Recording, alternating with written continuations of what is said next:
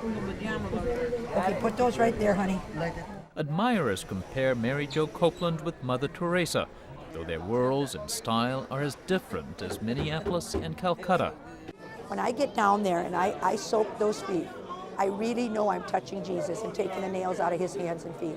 Copeland raised 12 children before becoming a volunteer at Catholic Charities. You got a bus ticket? She called that agency too bureaucratic and quickly struck out on her own with a one-stop center for people who've met with misfortune. Copeland has raised about $50 million over the past 2 decades for her Sharing and Caring Hands agency, all of it private. She takes no salary. A few years ago, she successfully fought the city of Minneapolis to build transitional housing for those moving off the street. The county shelters are just pits, to be honest with you. They are just, it's a business. And I had all this land out here. It was all weeds. I sued the city of Minneapolis for the property, and I got to build. So I built 92 units. And they are almost always full. The rules of keeping the room clean is important. Copeland says it brings home to her the crisis among many poor families. There are people that are so bad. If I wasn't up there every day, the garbage in those rooms, I mean, you couldn't even fathom. Can you imagine their houses? Well, kids live in this. They live with mice, they live with cockroaches. I think it's a failure of all systems. I think that we've got, I don't know how much screening has ever been done in some of these foster homes. But I know that some of these foster homes aren't good. How much screening has been done? How much does child protection really get into these families that are returning them? The curfew, 9 o'clock. It's here at Mary's Place, named after the Blessed Virgin, that Copeland got the idea for her next big project, a 200-bed children's home that she readily calls an orphanage. Despite their name, she notes orphanages have always been the refuge for children from families in distress. It won't resemble the impersonal dormitory-style orphanages that were phased out half a century ago. Instead, as a graphic she supplied us shows, it will be more like a suburban village of 20 homes, each with 10 children. It's kind of like foster parents in one neighborhood where these kids are kept together. The chapel, the school, the gym, the playground. Those kids are going to be safe and structured and in a beautiful environment on how to pray and on how to live and be productive kids. That's what I'm trying to do. The idea is not without precedent or powerful backers. Candidate George W. Bush cited her after accepting his party's nomination for president in 2000. I think of Mary Jo Copeland, whose ministry called Sharing and Caring Hands serves 1,000. He praised Copeland's organization as a model of the faith-based social services system he's pushed for. Another supporter is Arnie Carlson, Minnesota's Republican governor in the mid-90s. He thinks Copeland's idea is more like the prestigious boarding school he attended on a scholarship. I came out of the Bronx of New York City. I was one of those kids that was being tossed on the ash heaps. That school was not equipped to sociologically handle the problems, but there was a lot of tough love. And I thoroughly enjoyed it, and I will forever, ever be indebted to them. And I thought, as governor, the one thing I could do is try to open up the same kinds of opportunities for the children here in Minnesota. In the mid-90s, when Carlson was governor, Minnesota approved grants to create residential schools. Covenant Academy is one in the small Minnesota town of Faribault. Covenant is operated as a charter school, enrolling day students from the area. But the campus also houses 27 adolescents. They live in 3 clusters, intended to feel like a family home. Each home is headed by a married couple called family teachers. John McGuire is Covenant's headmaster.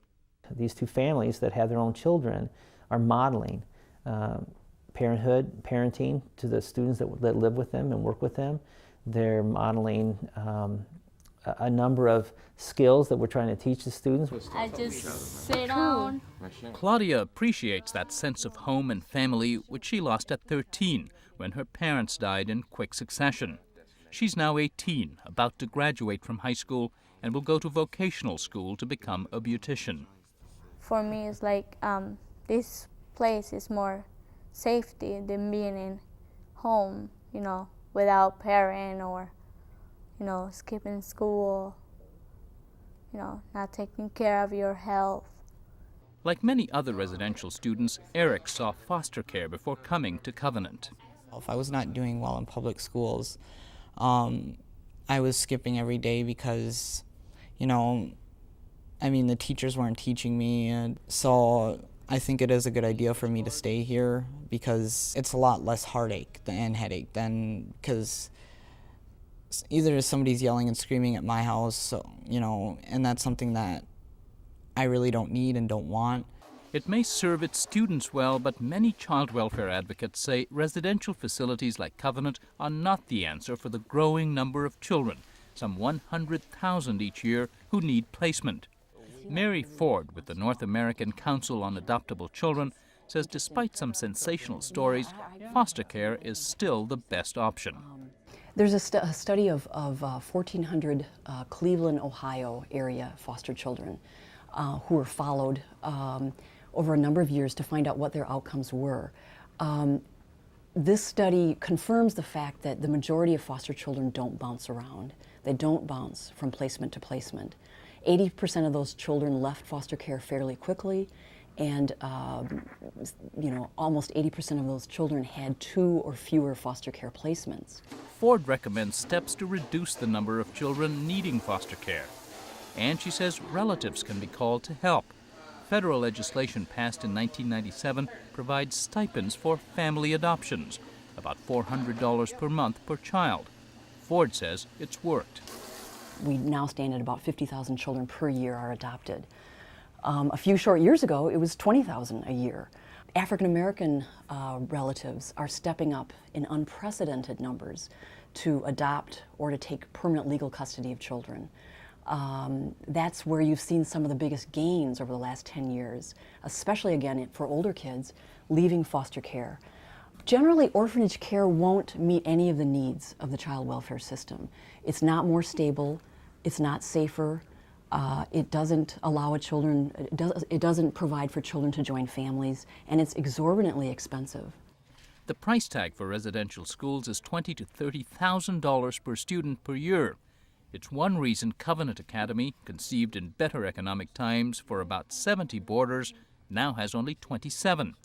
Another residential school started in the 90s in Minneapolis. This one for African American pupils closed. The county decided it was too expensive. But Governor Carlson criticizes that kind of financial reasoning. If a child gets into trouble today, we think nothing of spending over $40,000 a year to lock them up. And what do we get? We get the odds of about 70% of those people will recidivate. How do we benefit as a society? Why are we always arguing budget constraints on the prevention side, and we literally never even discuss the enormous costs of faulty outcomes? Meanwhile, Mary Jo Copeland admits that fundraising has not gone well for her orphanage. She blames the tough economy, and she says donors tend to shy away from controversy.